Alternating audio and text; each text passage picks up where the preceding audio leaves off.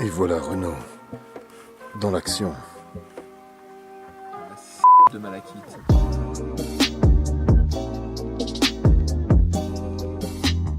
Salut à tous et bienvenue sur Terrail. Aujourd'hui je vous propose de revenir sur une petite après-midi découverte d'un lieu situé dans ma région d'origine, la Lorraine. Et pour cette vidéo, je serai en compagnie de mon ami et confrère géologue, j'ai nommé John. Ok, donc l'objet de notre promenade ce jour-là était la localisation des anciennes mines de cuivre du Horwald, ou du hautbois en français. Il s'agit d'anciennes exploitations à ciel ouvert puis souterraines de minerais de cuivre. En activité pendant une dizaine d'années vers la fin du 19e siècle, elle a fini par fermer à cause d'une rentabilité économique trop faible. Le but principal du jour est donc de retrouver des échantillons de la minéralisation pour pouvoir vous les montrer à la loupe et puis aussi donner un petit historique du site. Là nous sommes devant la mine. En fait, avant d'être une mine, c'était exploité à ciel ouvert. D'abord, c'était une carrière. Ça, ils avaient juste à abattre la roche et puis ramasser, c'était bon. Puis à un moment, ils se sont dit on va chercher des filons qui sont un peu plus concentrés. Et du coup, ils ont commencé à creuser des galeries. Et on va voir ça tout de suite de plus près, même si des galeries, on ne pourra pas rentrer dedans, parce que c'est interdit de toute manière. Et toutes les autres galeries ont été scellées en 1933 par l'armée française. Parce qu'ils ont vu des trous, ils se sont dit oh, j'aime pas ça. Et ils ont tout détruit. Et il y a une galerie en 1976 qui a été réouverte par le BRGM pour qu'ils puissent accéder en fait aux ouvrages souterrains. Et au réseau. Voilà, au réseau, pour pouvoir en fait faire une évaluation de ce qui est resté de cuivre dans ce région. Et du patrimoine local. Voilà, le patrimoine minier totalement oublié et maintenant, étant donné que c'est des mines qui sont fermées, ne sont plus exploitées depuis 1865 je crois. Donc ouais, ça fait un moment,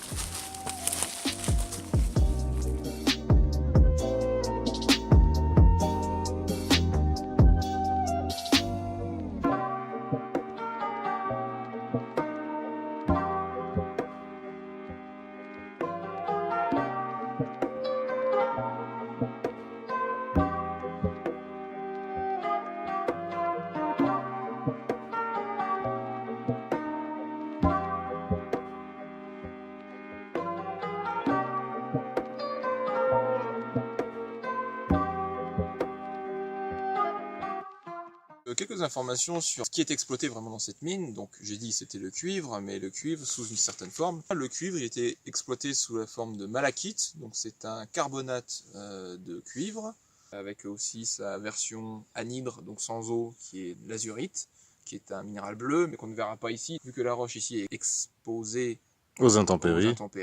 Il y a un maximum de flotte, tandis que en plus cette roche est très poreuse, enfin très, pour une roche c'est poreux. Ah oui, carrément. Donc il y a beaucoup d'eau, donc impossible de trouver de l'azurite ici à la surface. Je pense que si tu veux en trouver, c'est dans les galeries et encore.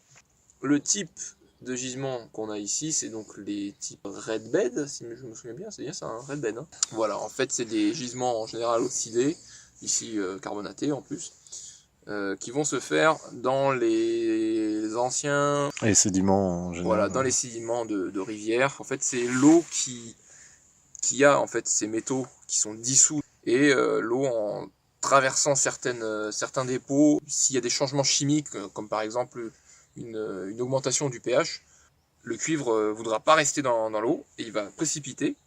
Et dans ce cas ici, il a précipité sous forme de malachite. Il y a des chercheurs qui ont trouvé plein d'autres minéraux, comme par exemple de la chalcopyrite, des arsénures, des conneries comme ça. Il y a tous ces métaux-là qui se mettent à précipiter dans la porosité de la roche, et donc qui font ces traces en fait. Donc là on voit bien qu'ici le gisement il est bien stratiforme, contenu dans un plan. Voilà, il est contenu, il suit le plan de sédimentation des sédiments en fait tout simplement. Donc il va aller se coller comme ça. Typiquement c'est quelque chose qu'on va retrouver dans un contexte fluviatile. Voilà, donc c'est clairement pas les gisements les plus prolifiques au monde. Hein. Les gisements de cuivre qu'on exploite aujourd'hui, les plus gros c'est au Chili. Et où ça exploite des sulfures et des oxydes. Et niveau taille de gisement, c'est pas la même chose du tout. Là, on est sur un gisement, il est estimé qu'il reste à peu près 20 000 tonnes de cuivre à 0,57% en moyenne, ce qui n'est pas très élevé. Pour titre de comparaison, En 2007, une des plus grosses mines au monde de cuivre avait produit 1 500 000 tonnes de cuivre en une année. Sur cette même mine qui avait été découverte dans les années 1900, c'est en 1912, enfin dans la prospection, ils avaient estimé que le plus gros de la mine avait aux alentours de 2,52% en teneur de cuivre sur, je sais plus, un tonnage qui était dans la centaine de millions de tonnes. Et ils se sont rendus compte par la suite, en exploitant, que le gisement est encore plus gros que ça. Donc, ici à côté, avec les 20 000 tonnes, ça sert à rien, quoi. C'est anecdotique, quoi. Sur le coup, on se dit 20 000 tonnes, ça va, c'est beaucoup, mais non, c'est 20 000 tonnes de minerai. Ensuite, une fois que tu ramènes tout ça à la tonne de cuivre produite, c'est presque plus rien, quoi. C'est clairement, c'est pas quelque chose qu'on peut exploiter encore aujourd'hui. C'est pour ça que la mine, à l'époque, n'a été exploitée que pendant 2 ans. Voilà.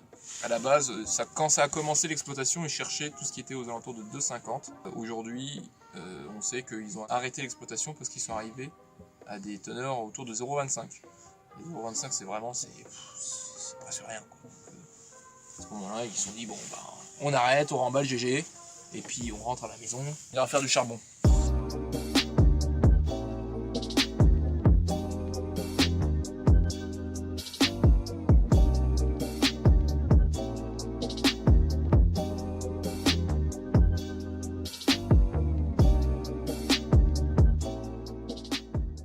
Et c'est donc sur les images de la furtive minéralisation de cuivre du Orwald que notre petite escapade se termine enfin. Profitez bien des images, et moi je vous dis à la prochaine. Ciao!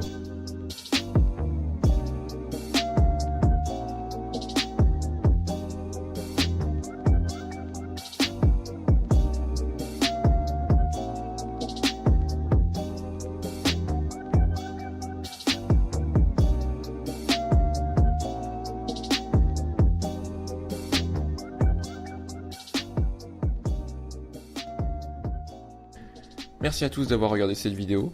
Donc j'espère qu'elle vous a plu. Si c'est le cas, n'hésitez pas à nous laisser un pouce bleu, un petit commentaire, même avec des conseils pour s'améliorer, parce que forcément on a encore des choses à améliorer. N'hésitez pas à vous abonner, voire même à nous rejoindre sur Facebook, ça fait plaisir de savoir qu'on est suivi.